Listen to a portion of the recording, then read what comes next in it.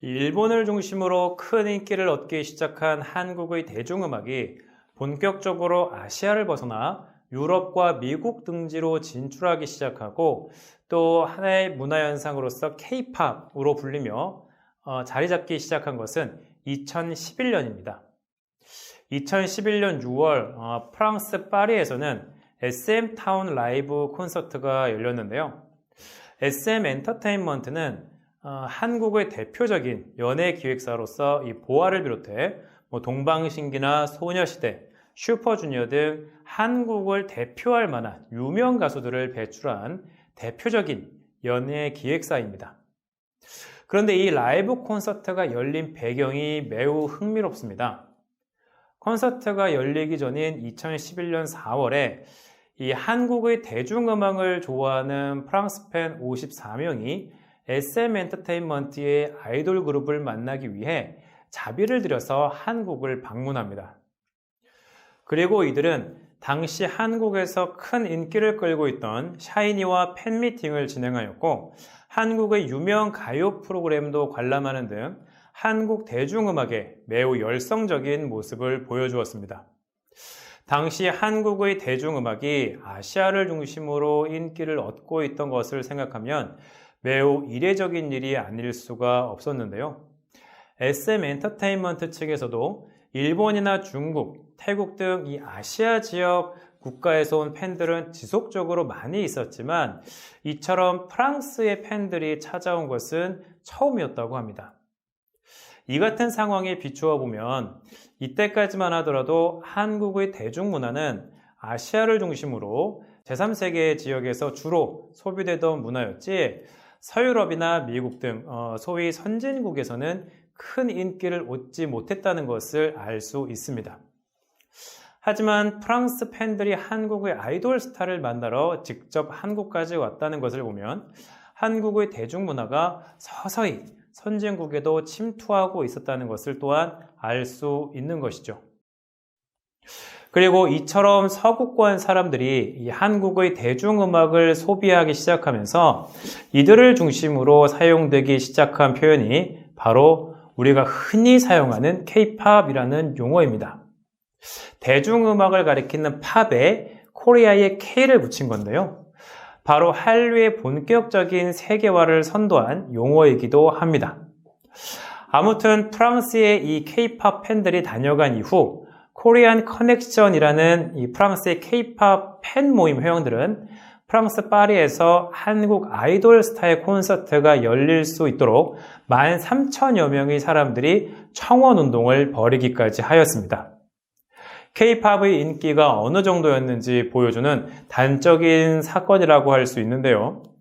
이러한 노력의 결과 유럽에서는 처음으로 프랑스 파리에서 K-팝 콘서트가 열리게 된 것입니다.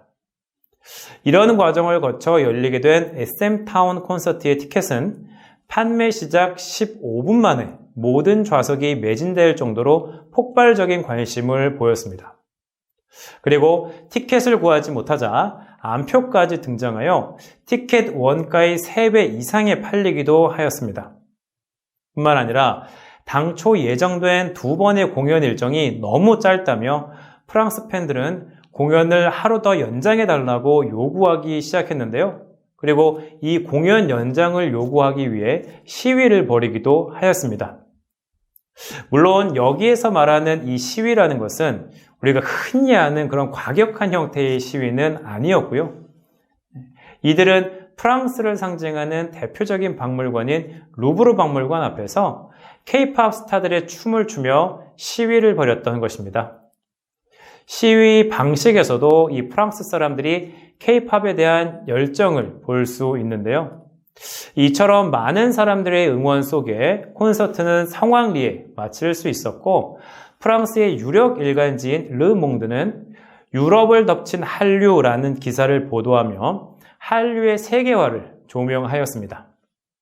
그리고 이 같은 인기는 2000년대 후반 이후 빠르게 확산하던 소셜 네트워크를 중심으로 유럽에 퍼지기 시작하였는데요. 이러한 한류의 확산은 더욱 탄력을 받게 되었습니다. 예를 들면 프랑스의 영향을 받은 영국도 K-팝 콘서트의 개최를 요구하며 프랑스와 비슷한 방식으로 시위를 전개하기도 하였던 것이죠. 자, 그리고 이때를 시점으로 한국의 대중음악, 특히 이 한류를 상징하는 한국의 대중음악은 K-팝으로 불리기 시작합니다. 그리고 이 K-팝이라는 단어 안에는 한국의 대중음악이 본격적으로 세계화되기 시작했다는 의미가 함축되어 있는데요. 한국의 대중음악은 이미 중국과 일본, 특히 일본을 중심으로 큰 인기를 얻은 바 있습니다.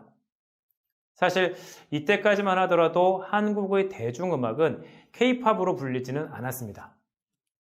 한국의 대중음악이 중국이나 일본을 중심으로 큰 인기를 끌었을 때 이들 나라의 팬들은 음악도 좋아했지만 사실은 아이돌 스타에 더 집중하는 경향이 있었습니다. 아이돌 스타들이 인기를 얻으면서 한국의 대중음악이 인기를 얻게 되었으니까요. 그렇기 때문에 이 한국의 대중음악을 특별히 구분하여 K-팝이라고 부르지 않았습니다. 물론 한국 사람들 역시 한국의 대중음악을 가리켜 K-팝이라고 부르진 않았죠. 코리아를 의미하는 K를 한국에서 굳이 사용할 필요가 없었기 때문입니다. 처럼 K-팝이라는 단어가 한국의 대중음악이 아시아 지역을 넘어 서구권 국가들을 중심으로 인기를 끌기 시작하면서 사용되기 시작한 표현이라고 할 수 있습니다. 우리는 영미권의 대중음악을 가리켜 흔히 팝 혹은 팝송이라고 부릅니다. 그리고 우리가 자주 듣는 이 현대의 대중음악이라고 한다면 바로 서구권에서 만들어진 음악일 텐데요. 한국의 대중음악이 세계적인 인기를 얻기 시작하자 서양 사람들은 자신들의 문화라고 할 수 있는 이 팝과 구분하기 위해 한국의 대중음악을 가리켜 팝 앞에 K를 붙이는 것입니다. 다시 말하면 이 한국의 대중음악이 K-팝으로 불리기 시작한 것은 바로 서구권에서 본격적으로 사용하기 시작하면서부터이고 K-팝이라는 표현이 본격적으로 사용되기 시작했다는 것은 한국의 대중문화가 이미도 유럽을 비롯해 미국 등의 선진국에 크게 확산되었다는 점입니다. 이런 측면에서 우리가 익히 알고 있는 한류라는 단어는 비교적 이 중국이나 일본 등의 아시아권에서 제한적으로 사용되는 것을 알 수 있겠죠. 이처럼 한국의 대중음악은 2010년을 전후하여 본격적으로 K-팝으로 불리기 시작하였고 K-팝은 한류를 대표하며 세계적인 문화현상으로 자리 잡기 시작합니다. 자, 그리고 2012년 7월 여러분들께서도 너무나 잘 아시는 노래가 전 세계를 강타합니다. 바로 싸이의 강남스타일입니다. 지금 들어도 너무 신나는 노래인데요. 이 강남스타일의 뮤직비디오는 유튜브에 공개된 이후 엄청난 조회수를 기록하였습니다. 이 강의를 보실 때에는 조회수가 얼마나 나올지 모르겠는데요. 지금 제가 보고 있는 이 시점에서는 43억 3천만 뷰를 넘어섰고 이는 세계 유튜브 조회 순위에서 무려 11위를 차지하는 숫자입니다. 2012년 당시 유튜브를 통해 뮤직비디오가 공개되었을 때만 해도 강남스타일의 성공 여부는 사실 미지수였습니다.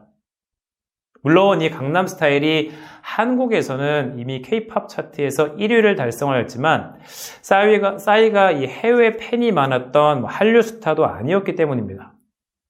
그런데 강남스타일이 유튜브에서 서서히 인기를 끌기 시작하더니 어느 순간 1억 뷰를 달성하였습니다. 당시 K-팝은 이미 세계적인 인기를 끌고 있었고 앞서 말씀드린 것처럼 프랑스 등 유럽에서는 K-팝 팬덤이 형성되기도 하였었는데요. 하지만 유튜브에서 이 1억 뷰를 넘기지는 못했습니다. 반면 이 팝의 고장이라고 할 수 있는 미국의 유명 팝스타들의 노래는 유명한 노래의 경우 1억 뷰를 쉽게 넘기고 있었죠.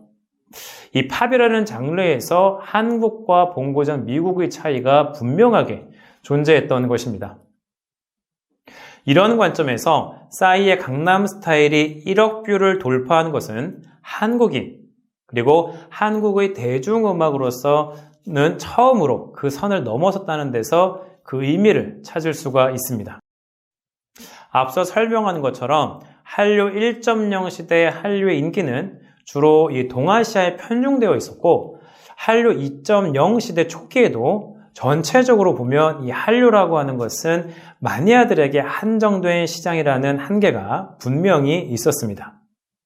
싸이의 강남스타일은 바로 그 한계를 깨뜨린 것이죠.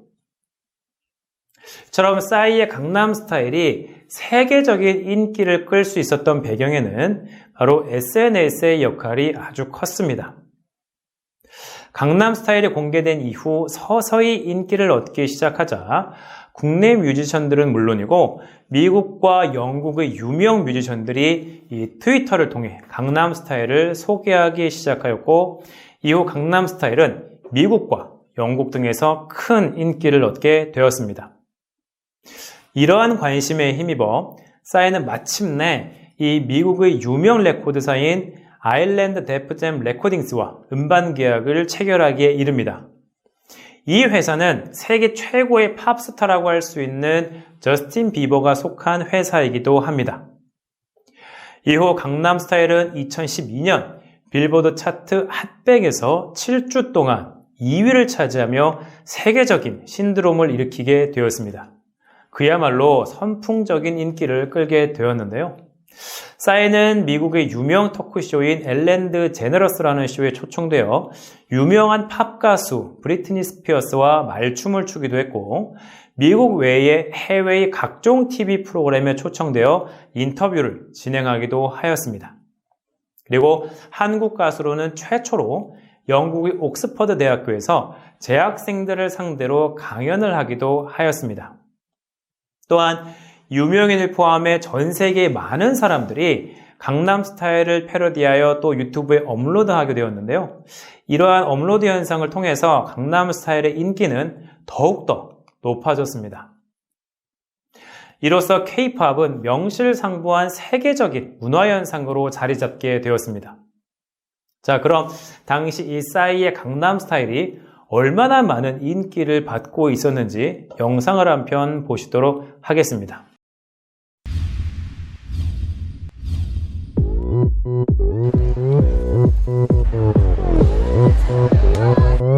오빤 강남스타일. So it's like, hey, sexy lady.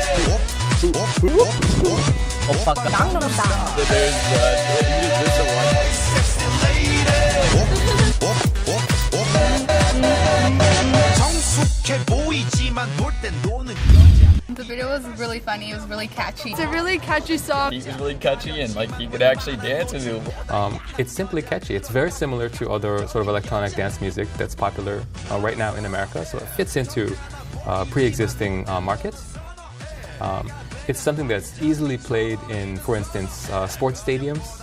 Right? It's just very catchy. It's so we see this at NFL games. Psy was at Dodger Stadium. As far as I know, during a Dodgers game, this is the first Korean song ever to be played at Dodger Stadium. And the best thing is that after that, other stadiums did it as well. I know that the Washington Nationals did it. I know that some other baseball stadiums and football stadiums, they also follow along and play this song.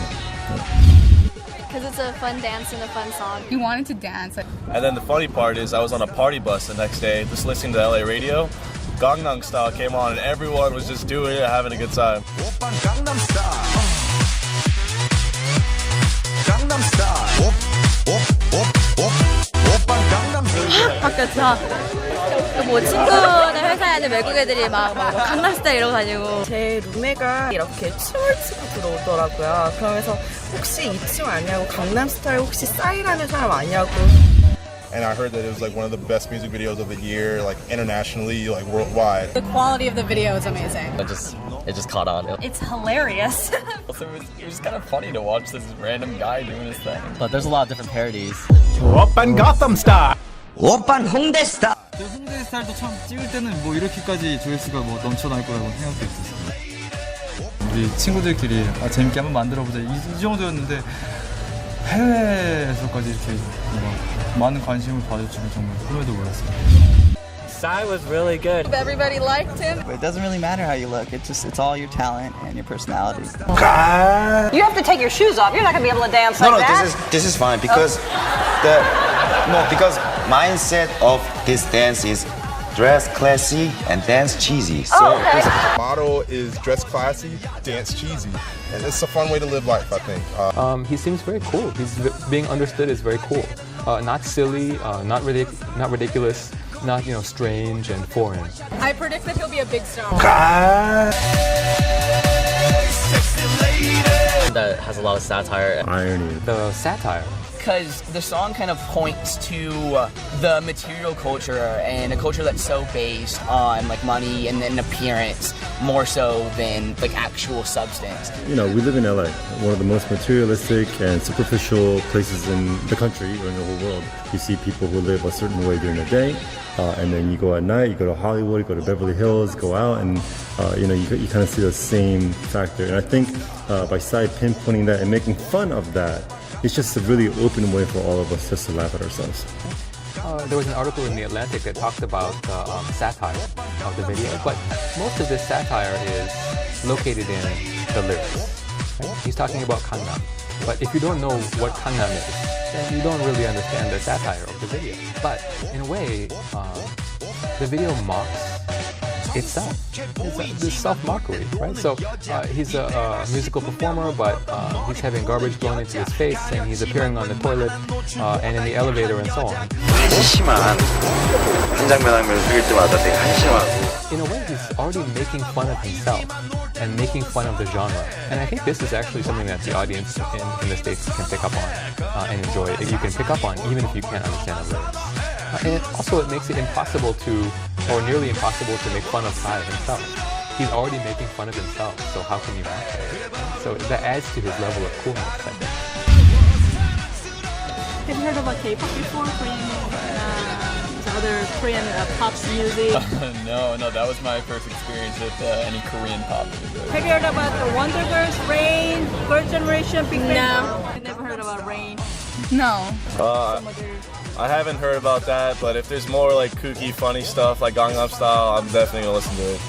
기본적으로 이 강남스타일 열풍이 K-팝 열풍으로 이어질 수는 있다고 봅니다. 왜냐하면 그동안의 K-팝은 사람들한테 고정관념이 있었어요. 미국 사람들한테도 좀 정형화된 틀이 있었죠. 뭐 아주 예쁘고 잘생긴 아이돌 그룹들이 굉장히 딱딱 맞는 군무를 추고 싸이의 면에서는 그거를 좀 벗어나면서 K-팝의 어떤 장르라던가 K-팝에 대한 폭을 넓혔다고 할 수 있겠죠. 사람들이 좀 더 많이 K-팝에 관심을 갖고 어떤 아티스트들이 있을까 많이 좀 찾아보고 관심 갖고 방문을 하려고 노력을 할 수 있다는 점에서 싸이의 강남스타일이 미국 내 엔터테인먼트 업계에서 K-팝의 가능성을 넓혔다고 볼 수 있을 것 같습니다. 오빤 강남스타일.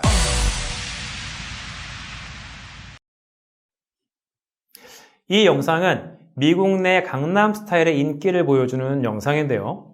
영상에서 확인하실 수 있는 것처럼 싸이의 강남스타일은 이미도 팝의 본토라고 할 수 있는 미국에서도 하나의 문화현상으로 자리를 잡았습니다.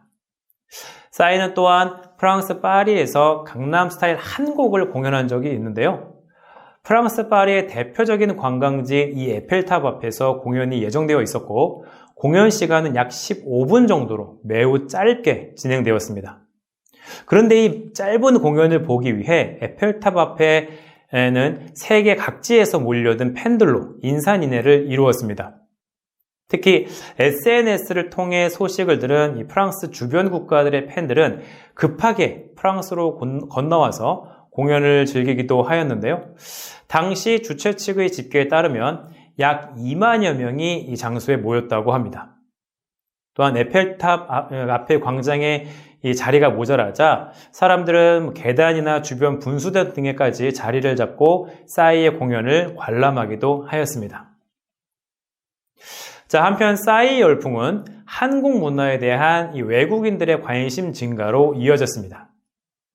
우선 서울의 강남이 세계적인 관광지가 되었죠. 강남스타일의 인기 덕분에 강남은 하루아침에 전 세계인들이 가고 싶어하는 유명한 도시가 된 것입니다. 실제로 수많은 외국인들이 이 한국의 강남을 방문하여서 한국의 문화를 체험하고 돌아갔고요. 이후 강남에는 K-스타 로드가 생기며 이 외국인 관광객들을 맞이하고 있습니다. 과거 겨울연가가 인기를 끌었을 때 겨울연가 촬영지가 일본 사람들이 주요 방문 대상이 되었던 것처럼 같은 비슷한 현상이라고 할 수 있는데요. 한국을 찾는 외국 관광객이 증가함에 따라 한국 문화 전반에 대한 관심도 함께 증가하였습니다. 특히 한식에 대한 관심이 크게 증가한 것도 주목할 만한 일인데요. 2012년 10월 16일 이미 월드스타가 된 싸이는 호주 시드니를 방문하게 됩니다. 그리고 싸이의 시드니 방문 이후 현지의 유력 일간지 데일리 텔레그래프는 강남 스타일의 인기를 전하며 싸이의 호주 방문으로 이 호주인들의 한국에 대한 관심이 크게 증가하였고 이와 함께 한식의 인기도 올라가고 있다고 보도를 하게 됩니다. 또한 이 신문은 호주의 유명 요리 프로그램 진행자의 말을 인용해서 한식에 대해 소개하기도 하였는데요. 한식은 맛이 좋고 또 건강에도 좋은 음식이라고 보도하는 한편 강남 스타일 이후 이 호주의 대형 슈퍼마켓에서 한식 재료를 찾는 이 고객들이 늘었다면서 강남 스타일의 열풍이 호주의 슈퍼마켓에까지 불어닥쳤다고 보도했습니다. 사실 호주에서는 일식을 비롯해 중식이나 태국 음식, 베트남 음식 등 다른 아시아 음식과 비교하여 대중적인 인기를 끌지는 못했습니다. 물론 한국이라는 나라에 대한 관심도 상대적으로 그리 크지는 않았던 것이 또 사실이었고요. 그런데 강남 스타일이라는 노래 한 곡과 그리고 싸이라는 가수 한 명으로 인해 한국에 대한 관심이 크게 증가하였고 한국 음식에 대한 관심도 마찬가지로 증가한 것입니다. 이처럼 K-팝은 싸이의 강남 스타일을 통해 세계적인 문화현상으로 자리 잡게 되었고 한류를 이끄는 핵심 컨텐츠가 되었습니다. 또한 K-팝의 인기는 이 한국의 대중음악을 넘어 한국 음식 등의 한국 문화 전반에 대한 관심을 불러일으키면서 한국의 국가 이미지를 높이는 데도 크게 기여할 수 있었습니다.